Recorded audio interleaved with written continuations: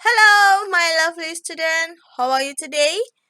Minggu ini kita lanjut materi kita yaitu the third person point of view. Sebelumnya kita sudah membahas atau berdiskusi tentang the first person point of view, second person point of view. Sekarang kita bahas apa saja tipe-tipe atau pembagian dari the third person point of view. Ada the third person limited, ada the third person omniscient, ada third person objective. Oke, mari kita bahas pertama the third person limited point of view. Apa pula itu the third person limited point of view? Let's go. Oke, kalau sebelumnya pada materi sebelumnya sudah dibahas bahwa the third person point of view ini adalah narator tidak ikut serta dalam cerita atau narator tidak menjadi karakter dalam cerita tersebut. Narator hanya menceritakan karakter-karakter yang ada dalam cerita. Kalau berarti dalam third person limited point of view ini, narator menceritakan karakter lain, menceritakan karakter dalam cerita, tidak menceritakan tentang dirinya sendiri. Kalau limited ini, narator hanya menceritakan satu karakter saja. Jadi kita sebagai pembaca hanya mengetahui apa yang dipikirkan, apa yang dirasakan, apa yang ada dalam hati si karakter. Kita hanya mengetahui satu karakter saja. Biasanya the third person limited point of view ini disebut juga dengan sympathetic. Ya, itu nama lainnya. Oke. Kalau misalnya limited ini, bagaimana dengan karakter lain, Bu? Kita sebagai pembaca, kita tidak tahu apa yang dirasakan, apa yang dipikirkan oleh karakter-karakter lain yang selain diceritakan oleh si narator. Satu karakter tersebut. Oke, di sini the third person limited point of view biasanya dipakai he, she, him, her, they, them, their, dan nama karakter. Oke, ini contohnya. Ini menceritakan tentang he. Bagaimana he yang lagi galau, tak tahu arah, tak tahu tujuan, dengan problem kehidupan, beban kehidupan yang makin menjadi ini, dia hanya berjalan saja, menelusuri jalan-jalan yang ada di kota ini. Ya, kalau jalannya turun, dia akan turun. Kalau naik, dia akan naik. Kita hanya tahu apa yang dirasakan oleh si he. Kita nggak tahu bagaimana perasaan orang-orang lain yang melihat si I lagi galau, lagi berjalan sendirian. Kita nggak tahu. Kita hanya tahu fokus hanya apa yang dirasakan, apa yang dipikirkan oleh si he ketika dia menelusuri jalan-jalan yang ada di kota.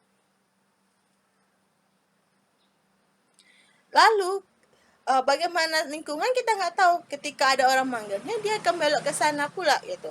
Jadi di sini kita sebagai pembaca hanya difokuskan oleh si narator, kita hanya tahu si he saja. Oke, kita lanjut the third person omniscient.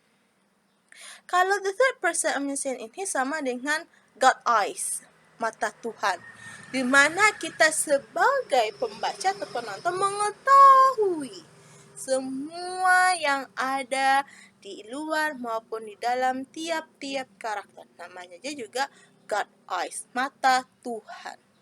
Ya, apa yang disembunyikan oleh satu karakter dengan karakter lain kita tahu. Jadi kalau omniscient ini kita mengetahui semua pemikiran, perasaan yang semua karakter. Tidak satu karakter, tapi semua karakter yang ada dalam cerita. Ya, kadang-kadang kalau dalam cerita kita tahu juga, oh ini yang disembunyikan oleh satu karakter. Oh, yang dikatakan oleh karakter satu ini gak sesuai. Ya, kita coba lihat ini.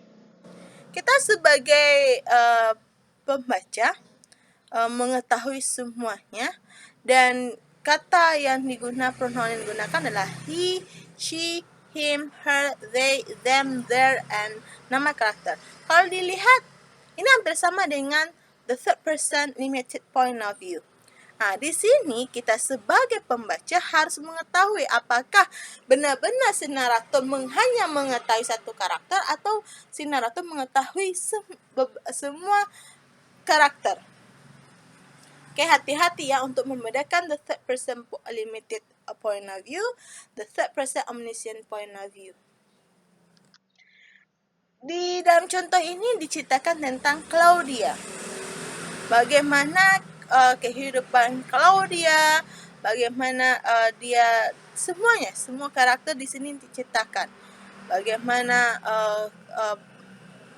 si Jimmy, Claudia, si Jimmy, terus semuanya. Jadi kita sebagai pembaca mengetahui bagaimana si Claudia dan si Jimmy.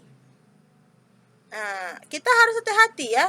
Jangan sampai kita mengatakan ini adalah the third person limited. Tapi sebenarnya dalam cerita ini adalah the third person omniscient point of view.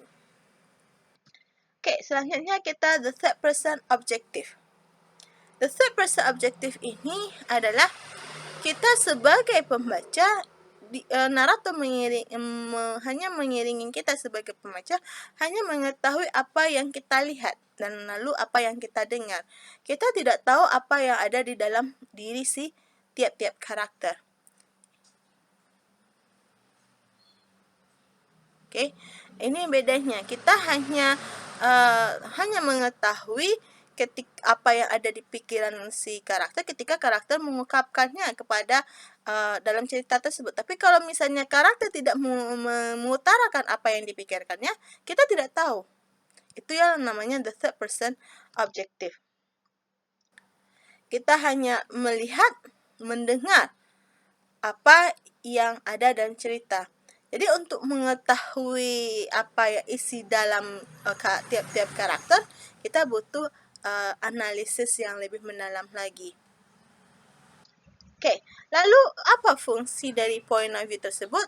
Dalam point of view ini kita membantu kita bagaimana kita lebih memahami bagaimana sifat dari karakter tersebut. Kita bisa mengetahui bagaimana karakter trait-nya. Jadi bagaimana setiap karakter ini memahami bagaimana tiap karakter ini menghadapi permasalahan hidupnya. Dari sana kita bisa tarik, oh ini karakter trait-nya seperti ini. Oke, sekian dulu untuk sesi ini. Kita lanjut pada sesi berikutnya. Thank you.